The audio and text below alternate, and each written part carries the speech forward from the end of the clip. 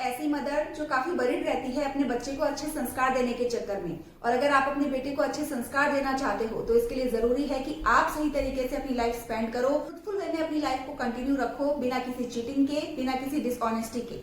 Because as we all know, children imitate more than any other creature. यहाँ पे हम सब जानते हैं कि बच्चे इमिटेशन से सीखते हैं, दूसरे लोगों की हरकतों को कॉपी करके सीखते हैं। बच्चे फैमिली मेंबर्स और स्पेशली अपनी माँ के एक्शंस को कॉपी करके सीखते हैं। Hello everyone, welcome back to my channel the literature room by Sonu. I am your mentor Sonu Rathore and today we will be continuing part second of our chapter 1 centimetre written by a Chinese writer Bi Shumin. आज के इस second part में हम continue करने वाले हैं हमारी main character mother जो है ताओ यिंग, उसका वही स्ट्रगल जो वो अपने बेटे के सामने आइडियल मदर बनने के लिए करती है। Like our first part, we have also divided this section in 3 points. So our first point that we are going to deal with is Tao Ying's honesty, poverty and pressure of setting an example. यहाँ पे ताओ Ying की honesty के बारे में बताया है कि वो कितनी ऑनेस्ट पर्सन है, चीटिंग नहीं करती, कभी भी डिसऑनेस्टी नहीं करती है। उसके स्टेट ऑफ पॉवर्टी मतलब गरीबी के बारे में बताया है, और उसके ऊपर कितना सारा प्रेशर है कि वो एक अच्छा और एक आइडियल मदर का एग्जाम्पल अपने बेटे के सामने सेट करे।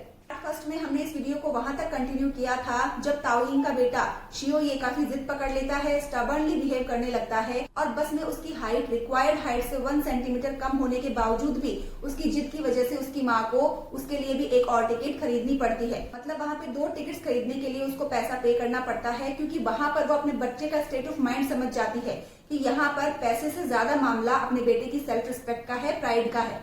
आगे इस स्टोरी को कंटिन्यू करते हैं। Tao Ying is shown as hardworking, self-respecting and emotionally burdened mother who constantly struggles between poverty and honesty.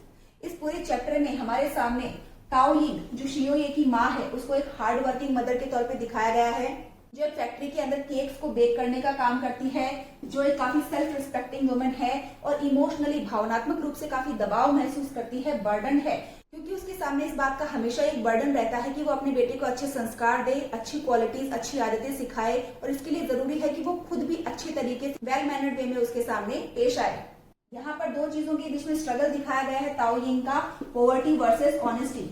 क्योंकि अगर आप पुअर है, अगर आप गरीब हैं, तो आप उतने ऑनेस्ट नहीं हो सकते जितने ऑनेस्ट आप एक्ट कर सकते थे अगर आप रिच होते, वेल्दी और प्रॉस्परस होते। यहाँ पर इसी पॉवर्टी की वजह से उसको कभी कभी बस की टिकट खरीदने का भी मन नहीं करता, वो अवॉइड करती है कंडक्टर का बिहेवियर देख के। तो यहाँ पे उसकी ऑनेस्टी और पॉवर्टी के बीच में एक स्ट्रगल चलता रहता है, कॉन्फ्लिक्ट चलता रहता है। While traveling on the bus with her son, she buys tickets for both, even though Shioye was 1 centimeter shorter than the required height. जब उस बस में बैठ के ताओ यिंग और शियोये अपने उस पिकनिक स्पॉट पे जा रहे थे, तो वहां पर उस बस में अपने बेटे की जिद की वजह से ताओ यिंग को 2 टिकट्स खरीदनी पड़ती है, एक खुद के लिए और एक अपने बेटे के लिए। मतलब जिस हाइट से टिकट लगना स्टार्ट होती है, रिक्वायर्ड हाइट से उसकी हाइट जो है वो 1 सेंटीमीटर कम थी, फिर भी उसके बेटे की जिद की वजह से उसको वो टिकट्स खरीदनी पड़ती हैं। According to the rules he could have travelled free of cost, लेकिन रूल्स ये कहते हैं कि वो लड़का जो है वो बिना किसी टिकट के ट्रेवल कर सकता था। उसकी माँ को उसके बेटे के लिए टिकट खरीदने की यहाँ पर जरूरत नहीं थी, क्योंकि उसकी हाइट रिक्वायर्ड हाइट से कम थी, तो उसकी माँ को उसके लिए टिकट खरीदने की कोई भी नीड नहीं थी। That's why the conductor asks whether she wants to claim these tickets back. इसी रूल के चलते बस के कंडक्टर ने ताओ यिंग से पूछा अगर वो इस टिकट्स को क्लेम बैक करना चाहती है, मतलब क्या वो इन टिकट्स का पैसा वापस चाहती है या फिर इन टिकट्स को वापस से किसी दिन के लिए क्लेम करवाना चाहती है, तो वो इन टिकट्स के ऊपर कुछ नोट कर देगा ताकि नेक्स्ट टाइम जब भी वो बस के अंदर ट्रेवल करे तो उसको फिर से टिकट्स के लिए पे नहीं करना पड़े, उसकी यही टिकट्स काम आ जाएंगी। तो यहाँ पे वो कंडक्टर ताओ यिंग से पूछता है कि क्या वो इन टिकट्स को क्लेम करना चाहती हैं। He means that she has the right to return Shioye's ticket and receive her money back because the child technically qualifies for free ticket. यहाँ पे उस कंडक्टर का कहने का ये मतलब था, जब उसने टिकट्स को क्लेम बैक करने के लिए कहा ताओ यिंग से, तो उसका कहने का ये मतलब था कि ताओ यिंग का पूरा राइट है, पूरा अधिकार है कि अपने बेटे शियोये के लिए खरीदी हुई टिकट को वापस से रिटर्न कर दे और उसके बदले में जो भी पैसा उसने चुकाया है वो पैसा वापस ले ले। क्योंकि यहाँ पे जो बच्चा है उसकी हाइट कम है रिक्वायर्ड हाइट से, तो टेक्निकली वो क्वालिफाई करता है उस चीज को कि उसको फ्री ट्रेवल मिलना चाहिए बिना किसी टिकट के। The conductor is surprised because Tao Ying was blue collar worker and even a small saving could help her financially. यहाँ पे ताओयिंग का जवाब सुन के वो जो कंडक्टर था वो काफी सरप्राइज हो जाता है, काफी चौंक जाता है, क्योंकि ताओयिंग जो है ब्लू कॉलर वर्कर थी। ब्लू कॉलर वो होते हैं जिनको फिजिकल लेबर ज्यादा करना पड़ता है, मजदूर या श्रमिक अपन जिनको कहते हैं वो होते हैं ब्लू कॉलर वर्कर। तो ऑफकोर्स एक फैक्ट्री के अंदर ही काम करती थी और एक सिंगल मदर थी, तो अगर वो 20 सेंट्स भी उस टिकट के वापस लेती तो ये छोटा सा अमाउंट भी उसके लिए फाइनेंशियली काफी हेल्पफुल होता। लेकिन उसका जवाब सुन के वो कंडक्टर बिल्कुल शॉक्ड हो जाता है, सरप्राइज हो जाता है। But Taoying refuses because she wants to remain completely honest in front of her son. लेकिन ताओयिंग यहाँ पे साफ साफ मना कर देती है उस टिकट को क्लेम बैक करने से, उसके पैसे वापस लेने से, क्योंकि वो पूरी तरीके से ऑनेस्ट दिखना चाहती थी अपने बेटे के सामने, और वो ये नहीं चाहती थी कि उसकी किसी भी तरह की डिसऑनेस्टी या चीटिंग का असर उसके बेटे के दिमाग पे पड़े और वो ऐसी चीजों को सीखे। She believed that children silently learn from the behavior of adults, especially parents. तो वो अपने बेटे के सामने अच्छे तरीके से, बहुत ही ट्रूथफुल, बहुत ही वेल मैनर्ड वे में बिहेव करना चाहती थी। कोई डिसऑनेस्टी का एक्ट उसके सामने परफॉर्म नहीं करना चाहती थी, क्योंकि वो इस बात में विश्वास करती थी कि बच्चे जो है वो एडल्ट्स का बिहेवियर देख के, बड़े लोगों का बिहेवियर देख के उसको कॉपी करके ही सीखते हैं, और स्पेशली वो अपने पेरेंट्स के बिहेवियर को ऑब्जर्व करते हैं और उनके बिहेवियर को कॉपी करके सीखते हैं। She does not want Shioye to think that dishonesty for small acts is acceptable. वो नहीं चाहती थी कि उसकी इस हरकत को देख के उसका बेटा शियोये ये सोचे कि किसी छोटे से काम के लिए बेईमानी करना एक्सेप्टेबल होता है, स्वीकार्य होता है। वो नहीं चाहती थी कि उसके बेटे की ऐसी थिंकिंग बने।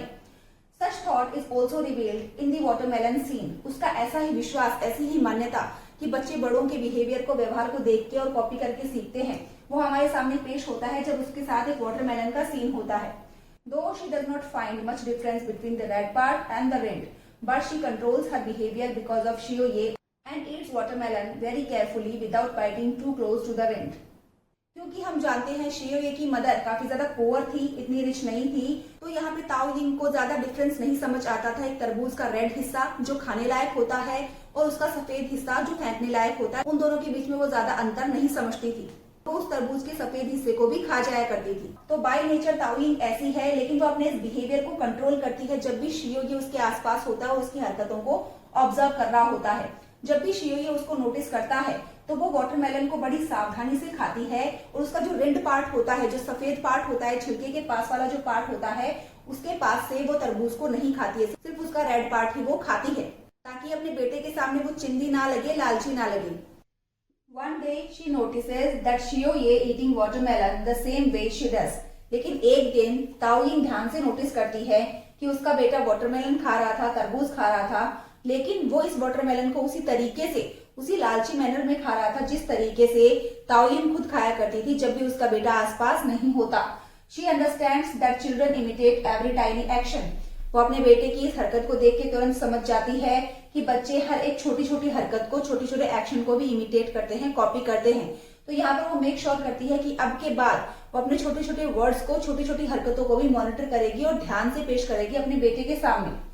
Then she becomes more determined to behave perfectly in every situation.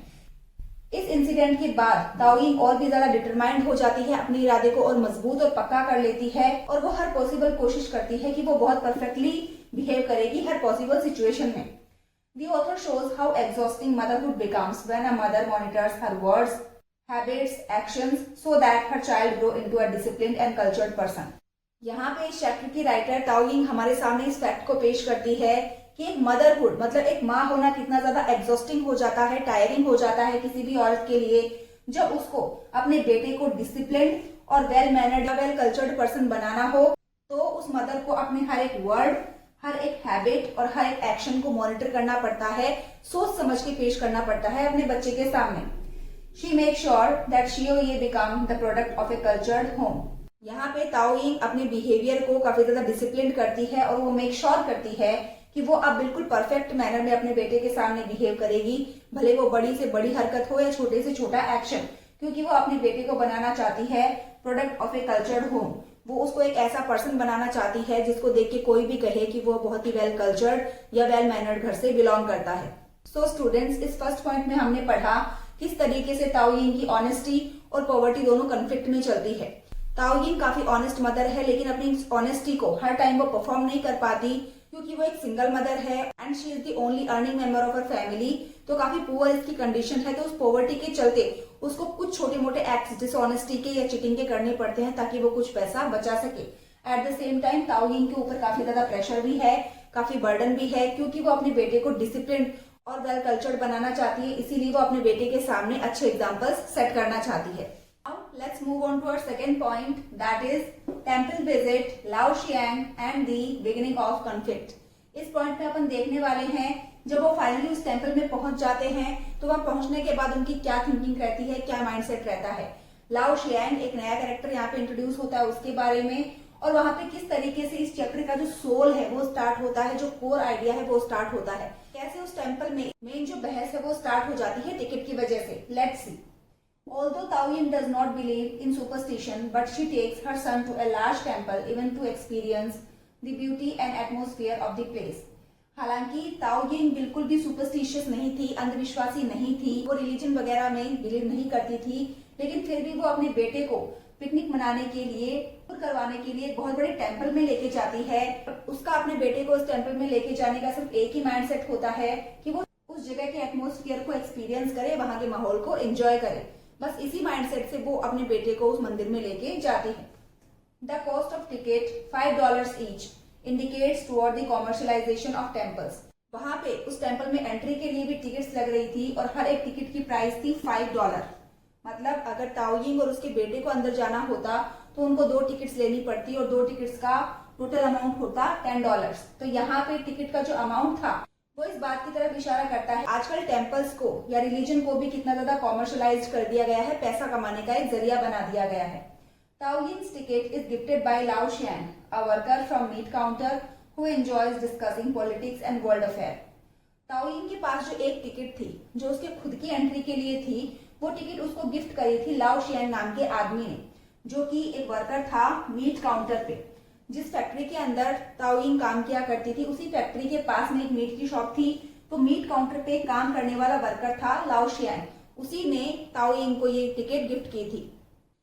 लाओ शियांग को पॉलिटिक्स मतलब राजनीति और विदेशों के अफेयर्स, विदेशों में जो भी मुद्दे चल रहे हैं, जो भी इश्यूज चल रहे हैं, उनके बारे में डिस्कस करना काफी ज्यादा अच्छा लगता था। He reads a publication, The Big Reference, which contains reports about international events such as। वो एक पब्लिकेशन पढ़ा करता था, वो एक मैगजीन पढ़ा करता था जिसका नाम था द बिग रेफरेंस, जिसके अंदर काफी अलग अलग तरह के रिपोर्ट्स पब्लिश हुआ करती थी विदेशी मुद्दों के बारे में, विदेशी मामलों के बारे में, जैसे कि in the Middle East and Iraq export of dates to China. तो जिन जिन चीजों के बारे में, जिन इंटरनेशनल अफेयर्स के बारे में उस बिग रेफरेंस में लिखा हुआ था, वो इंटरनेशनल अफेयर्स थे कि किस तरीके से मिडिल ईस्ट के अंदर अभी जो वॉर्स चल रहे हैं उनके बारे में क्या इन्फॉर्मेशन है, या फिर इराक जो चाइना को डेट्स मतलब खजूर एक्सपोर्ट करता है उसके बारे में अभी लेटेस्ट अपडेट क्या है, क्या वो वॉर के टाइम डेट्स एक्सपोर्ट करेगा या नहीं करेगा। तो इस तरह की खबरें वो पढ़ा करता था, सुना करता था। They finally arrived at the temple. अब फाइनली ताओ यिंग अपने बेटी शियोये के साथ उस टेम्पल में पहुंच जाती है। The atmosphere feels peaceful and refreshing. उस टेम्पल का जो माहौल था, जो उसका वातावरण था, एटमोस्फियर था, वो काफी पीसफुल था, काफी शांत था और तरोताजा कर देने वाला था, रिफ्रेशिंग था। The greenery open grass make the city feel like valley. वहां पे काफी ज्यादा ग्रीनरी थी और वहां पे बड़े बड़े खुले घास के मैदान थे। इन सारी चीजों को देख के वो टेम्पल का कैंपस और वो सारा का सारा शहर वो एक वैली की तरह लग रहा था, एक घाटी की तरह लग रहा था, जहां पर काफी सारी ग्रीनरी होती है, हरियाली होती है। Xiaoye was feeling playful like a little animal. Xiaoye उस माहौल के अंदर काफी घुल मिल गया, काफी ज्यादा अच्छा और प्लेफुल फील कर रहा था वो, जैसे कि कोई छोटा जानवर फील करता है। वो वहां पे अपने एग्जिस्टेंस को भूल के उस माहौल के अंदर ढल गया और वहां पर खेलने लग गया, उसको एंजॉय करने लग गया। Watching her son lovingly and proudly, she even started feeling emotional insecurity and wonders whether the attraction of the temple is becoming more important to Xiaoye than his mother. तो वो अपने बच्चे को इस तरीके से खेलते हुए काफी प्यार से और काफी गर्व से देखती है, लेकिन अचानक से उसके मन में एक इमोशनल इनसिक्योरिटी की फीलिंग आ जाती है, एक भावनात्मक असुरक्षा की फीलिंग आ जाती है और वो सरप्राइज हो जाती है इस बात को सोच के कि क्या इस टेम्पल का जो एटमोस्फियर है उससे मेरा बेटा शियोये इतना ज्यादा अट्रैक्ट हो गया है कि मुझसे ज्यादा वो इस टेम्पल के एटमोस्फियर के अंदर घुल मिल गया है, कि वो अपनी माँ को ही पीछे भूल गया है। तो ये बात सोच करके वो थोड़ा सा परेशान हो जाती है, इमोशनल हो जाती है। However, she quickly dismisses the thought, reminding that she brought him for happiness. लेकिन ऑन द वेरी मोमेंट वो इस थॉट को डिसमिस करती है, अपने दिमाग से बाहर निकालती है और याद करती है कि वो अपने बेटे को यहाँ पे मौसम को एंजॉय करने के लिए तो लेकर आई है। अगर वो इस वेदर को या इस एटमॉस्फेयर को एंजॉय कर रहा है तो इसमें क्या गलत है। तो फिर बाद में वो इन सारी चीजों को नॉर्मलाइज करती है और अपने नॉर्मल स्टेट ऑफ माइंड में आ जाती है। Peaceful outing suddenly turns stressful when the young guard at the entrance asks Tao Ying for another ticket. ये जो पीसफुल और रिफ्रेशिंग माहौल था उस टेम्पल का, ये जल्दी ही स्ट्रेसफुल माहौल में बदल जाता है, मतलब प्रॉब्लमेटिक एक एटमॉस्फेयर क्रिएट कर देता है जैसे ही उस टेम्पल के एंट्रेंस पे खड़ा एक यंग गार्ड ताओ यिंग से दूसरी टिकट मांगता है। मतलब जैसे ही इस टेम्पल के एंट्रेंस पे खड़ा गार्ड इस टेम्पल में एंट्री देने के लिए ताओ यिंग से दूसरी टिकट पूछता है तो वहां पे टेंशन का माहौल क्रिएट हो जाता है, क्योंकि अगेन यहाँ पे वही इशू क्रिएट होने वाला है कि उसका बेटा 110 सेंटीमीटर से छोटा है तो उसके लिए टिकट नहीं लगेगी, लेकिन यहाँ पे गार्ड फोर्स करेगा कि नहीं, उसकी हाइट थोड़ी सी ज्यादा है लिमिट से। She calmly explains that Xiao Ye has already handed over one ticket because children under 110 centimeter are exempt from payment. तो ताओ यिंग यहाँ पे बहुत ही कामली, बहुत शांति से एक्सप्लेन करती है कि मेरे बेटे शियो ये ने एक टिकट आपको पहले ही हाथों में पकड़ा दी है, और क्योंकि बच्चे जिनकी हाइट 110 सेंटीमीटर से कम होती है उनको पेमेंट से फ्री रखा जाता है, मतलब वो बिना टिकट के ट्रेवल कर सकते हैं। तो यहाँ पे मेरे बेटे की टिकट लगेगी नहीं और मेरी जो टिकट है वो मेरे बेटे ने पहले ही आपके हाथ में पकड़ा दी है। वो बहुत कामली इस फैक्ट को एक्सप्लेन करती है। However, the guard stubbornly refuses to believe her. लेकिन यहाँ पे वो जो गार्ड है वो काफी ढीठ था, वो काफी बेरुखी से इस फैक्ट को मानने से इनकार कर देता है, मना कर देता है। एंड इंसिस्ट दैट शियो ये looks taller than the allowed limit, और इस बात पे इंसिस्ट करता है, जोर देता है कि शियो ये की हाइट जो है वो अलाउड लिमिट से ज्यादा है, मतलब उसकी हाइट 110 सेंटीमीटर से ज्यादा है, इसलिए इसकी भी एक टिकट लगेगी। तो ऑलरेडी आपने एक टिकट दे दी है, लेकिन क्योंकि आप 2 मेंबर्स हो और दोनों के लिए टिकट लगना यहाँ पर कंपलसरी है, क्योंकि दोनों की हाइट 110 सेंटीमीटर से ज्यादा है, तो यहाँ पे आपको शियो ये की टिकट भी देनी पड़ेगी। तो इस तरीके से यहाँ पे ये कॉन्फ्लिक्ट स्टार्ट हो जाता है टिकट की वजह से। सो स्टूडेंट्स, इस सेकेंड पॉइंट में हमने देखा कि ताओ यिंग अपने बेटे शियो ये के साथ फाइनली उस टेम्पल में पहुंच जाती है। उस टेम्पल में विजिट करने के लिए ताओ यिंग को टिकट दी थी लाओ शियांग ने, और वहां पर पहुंचने के बाद टिकट की वजह से गार्ड के साथ कैसा कॉन्फ्लिक्ट स्टार्ट हो जाता है, कैसी बहस स्टार्ट हो जाती है। Now we are done with our second point. Now let's move on to our third and last point, that is public humiliation, social judgment and Taoying's breakdown. यहाँ पे उस कॉन्फ्लिक्ट की वजह से, मंदिर में गार्ड के साथ होने वाले उस बहस की वजह से ताओ यिंग पब्लिकली काफी ह्यूमिलेटेड, काफी इंसल्टेड फील करने लगती है। वहां पे जो क्राउड इकट्ठा हो रखी थी वो ताओ यिंग को जज करने लगती है, और इन्हीं सारी चीजों की वजह से, इन्हीं इंसल्ट की वजह से ताओ यिंग जो है वो ब्रेक डाउन हो जाता है उसका, वहां पे वो काफी इमोशनल हो जाती है। So let's start reading this point. As the argument continues, more and more people gather around them like fishes swarming towards bright light. अब जैसे जैसे उस गार्ड और ताओ यिंग के बीच में वो आर्ग्यूमेंट बढ़ता जाता है, वैसे वैसे काफी ज्यादा लोग उनके चारों तरफ इकट्ठा होते जाते हैं। जिस तरीके से चमकीली रोशनी को देख करके नदी में या समंदर में काफी सारी मछलियां इकट्ठी हो जाती है, उसी तरीके से यहाँ पे ड्रामा और उस कॉन्फ्लिक्ट को विटनेस करने के लिए काफी ज्यादा भीड़ वहां पे इकट्ठा हो गई थी। ताओ Ying begins feeling nervous and humiliated because strangers started suspecting her honesty. यहाँ पे ताओ यिंग उस भीड़ को देख के काफी ज्यादा नर्वस और इंसल्टेड फील करने लग गई थी, क्योंकि वो जो अजनबी लोग थे, वो जो भीड़ थी, वो अब ताओ यिंग की ऑनेस्टी के ऊपर क्वेश्चन उठाने लग गई थी। इस तरीके से बात करने लग गई थी भीड़ वहां पर कि ताओ यिंग का बेटा ऑफ कोर्स 110 सेंटीमीटर से छोटा नहीं है, लेकिन क्योंकि ये पे नहीं करना चाहती, ये अपने बेटे के लिए टिकट नहीं खरीदना चाहती, ये काफी डिसऑनेस्ट है, इसीलिए वो झूठ बोल रही है कि उसके बेटे की हाइट 110 सेंटीमीटर से कम है। तो इस तरीके से उसकी ईमानदारी के ऊपर शक करने लग जाती है। इसी वजह से ताओ यिंग को काफी ज्यादा ह्यूमिलिएटेड और काफी नर्वस फील होता है। The guard sarcastically questions her understanding of rules, making her feel small and embarrassed in front of everyone. उसी टाइम पे वो जो गार्ड है, जो टेम्पल के दरवाजे पे खड़ा हुआ था, वो ताना मारते हुए ताओ यिंग से क्वेश्चन करता है कि क्या उसको यहाँ पर लिखे हुए नियम और जो भी कानून है वो समझ आ रहे हैं। वो ऐसा कह के ताओ यिंग को छोटा दिखाना चाहता था, शर्मिंदा महसूस करना चाहता था पूरी की पूरी भीड़ के सामने।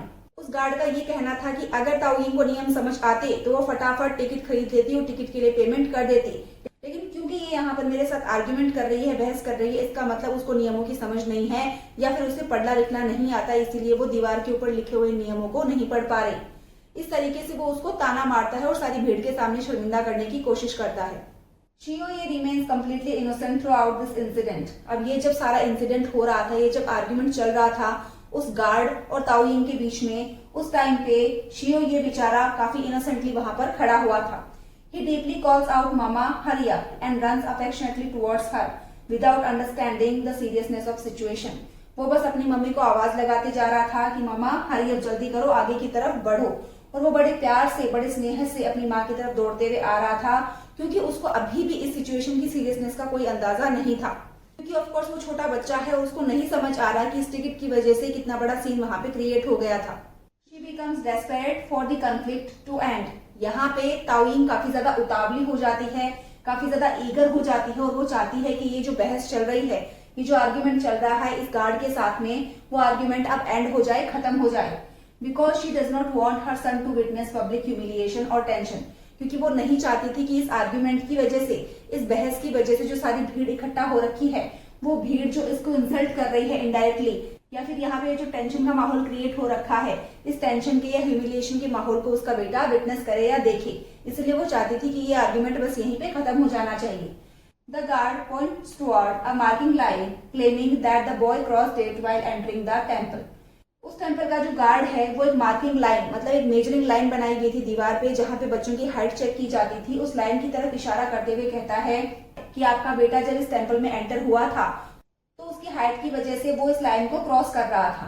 Now the crowd waits eagerly for proof. और उसकी ये बात सुनते ही वहां पर जो भी भीड़ इकट्ठा हो रखी थी, वो प्रूफ के लिए वेट करने लग जाती है कि अब इस बच्चे की हाइट को मेजर किया जाएगा और पता चलेगा गलती गार्ड की है या उसकी मदर ताओयिंग की।